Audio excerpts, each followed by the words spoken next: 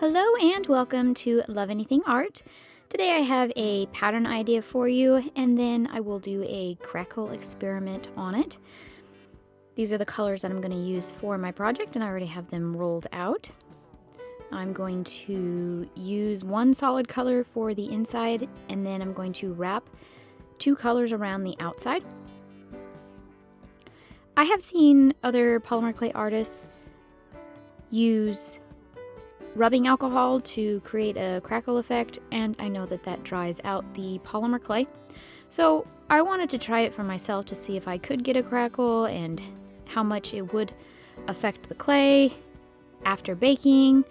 Also to see if it would dry it out beyond repair, not being able to use it, or exactly what kind of a crackle effect I would get.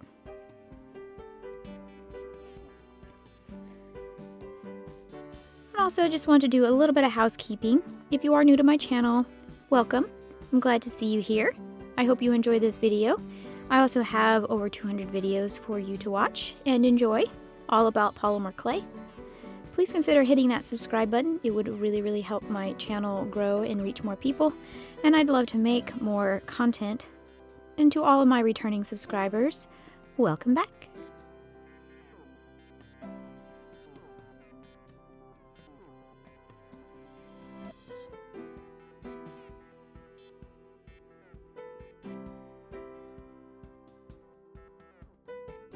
I chose green because that's what I had a lot of in my clay arsenal. So I chose these colors because of that. And you can choose whatever colors you want. You can use as many colors as you want. You can experiment and see what you like, or just use your favorite colors.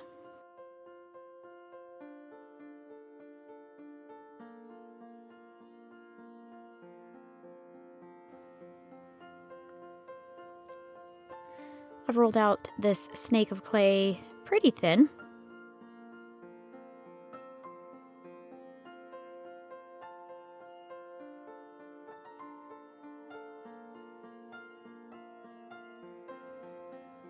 Then I'm going to cut it down into even length sections or pieces.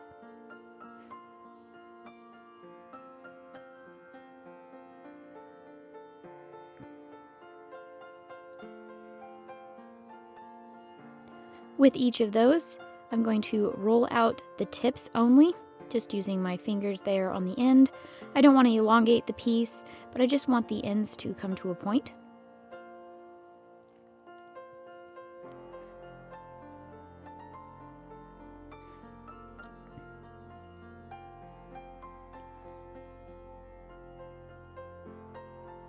And then I'm going to roll it up into a little swirl or snail shell little pattern. I'll do that with each of my pieces. It would also be kind of fun to do a bunch of these all in different colors, so that when we stack them, you'll have more of like a rainbow kind of effect, or multiple colors. And I'm only making a small little cane here. I have 4 of my little swirls laid out, and then I'm going to just stack up the next layer on it. You can stack it in the little crack space in between, or just directly on top of the previous one. I am going to offset mine and kind of put it right there in the crack where the 2 bottom ones come together. And that way I kind of get an offsetting pattern.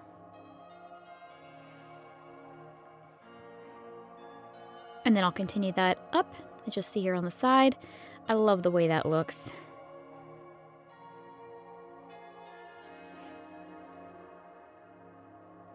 And then very gently just kind of smushing it together. I'm not overworking it. I'm not pushing really hard. I'm just kind of using a little bit of force just to put it all together, to kind of work out any air bubbles, all the cracks, get it all nice and smooth and seamless.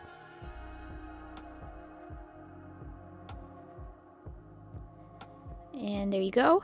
It's about the same size as it was. And then you can just shave off. You can keep those 2. That would be really pretty to use. I'm going to cut the front, the back, and the sides down, just to get it all nice and even. and get rid of all of the ends that don't quite match up.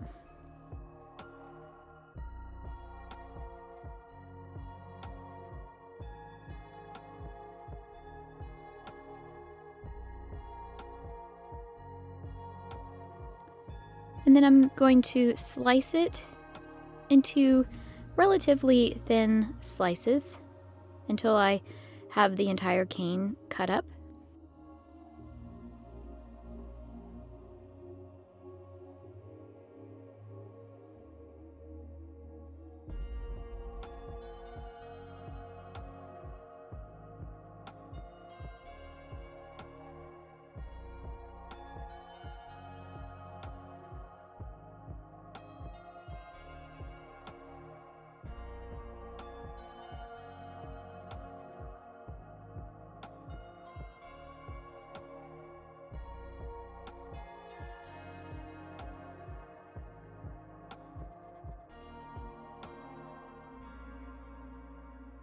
And then I'm going to lay out the pieces side by side, just to make a flat veneer.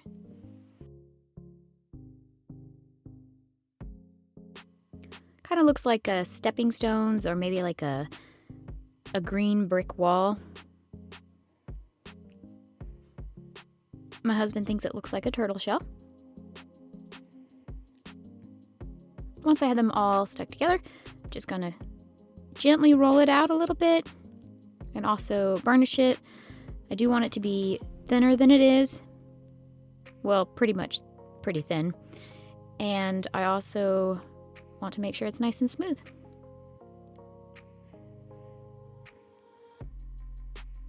And I did do this by hand. I did not put it through the pasta machine, so just gently worked it until I got it thin, or as thin as I needed it to be. And I'm going to use a little bit of scrap clay for the backing, because obviously this is really, really thin. So I'm just going to take some colors, whatever I thought looked good with the back. I was debating between the purple and the black. It's going to kind of be a muddy purple color, or all of these greens to make a backing. And ultimately I did decide on the pack of green. It comes out being a dirty, muddy, maybe like a muddy water kind of a green. But this is a good way to use up some scrap clay too. It's going to be in the center of the piece in the end, so you're not going to really be able to see it anyway. So you could technically choose whatever you wanted to, but I have so much scrap clay. I really need to come up with some more scrap clay ideas, and I just need to use some of that up, so that's why I chose this.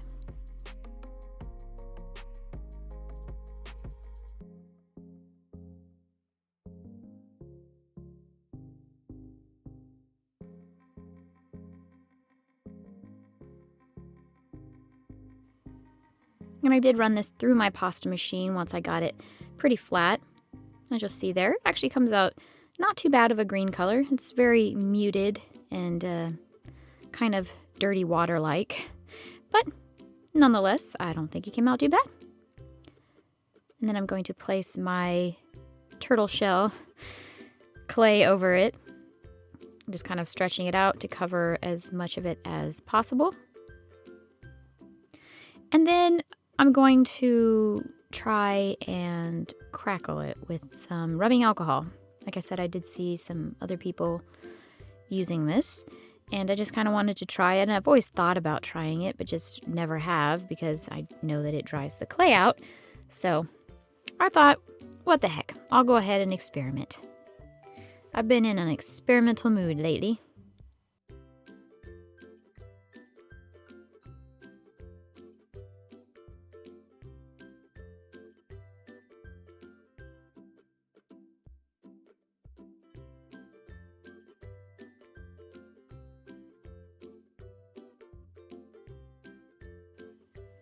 Have my regular over-the-counter rubbing alcohol.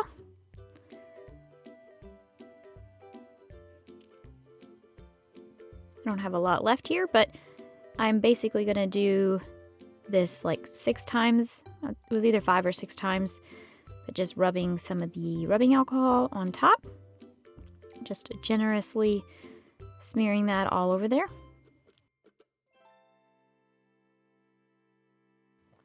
And you can either let it dry naturally, or you can use a cloth to wipe it all away. And once it's dry, you'll basically repeat the process and put rubbing alcohol in there again, and then wipe it away or let it dry.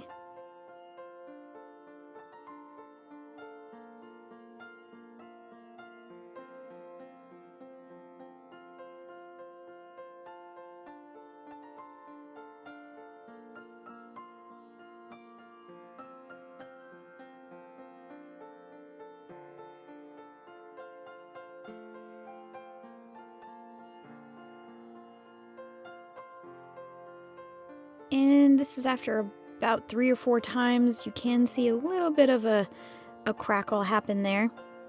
I did want it to be a little bit more crackly. Kind of wanted the crackles to be pretty deep and wide. So I did it a few more times.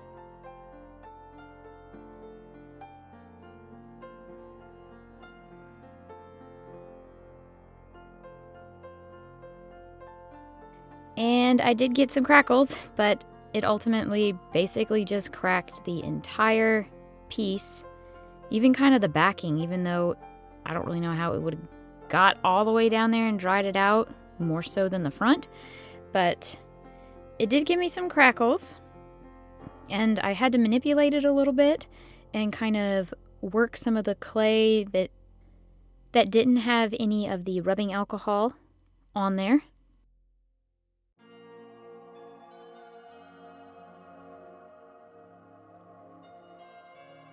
Just to try to get some nice, fresh, moist clay come to the top. And it kind of revived it a little bit, but then again, it took away the crackle that I wanted to go for.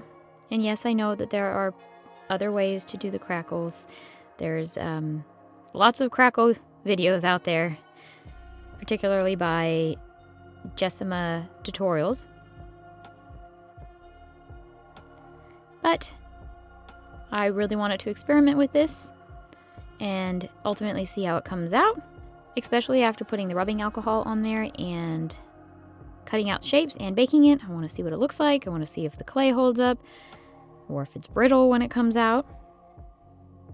I'm just trying to stretch it out a little bit too to try to get the crackle to come back. And I did get a little bit in there. I'll just need to cut away all of the spots that are not covered front and back by the pattern.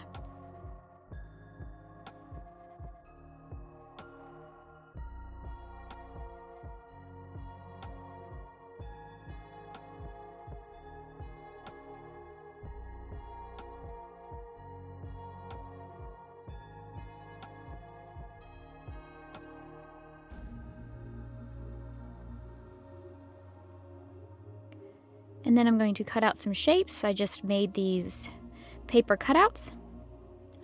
And I'm going to make a necklace, so I'll need 1 of each of those and then 2 of each of those. And I do have plenty of clay for that, and I do have plenty of clay left over. I've cut them out. I've used my fingers and smoothed out the edges of it. I'm going to go ahead and cut or put my puncture mark in there so that I can hang it through my cord when I'm done baking it. And I'll do that to each of my pieces. And then I'm going to bake, resin, and assemble. And here they are. They did not come out brittle. I bent them and they didn't break or anything like that. And then I did put resin on them. And as you can see, between the baking and the resin, it covers up most of that crackle little look or effect. So it's on there very subtly. That still looks good, but not quite what I was going for. So all in all, the project turned out okay, but not quite what I thought it would. Thank you so much for watching. Bye!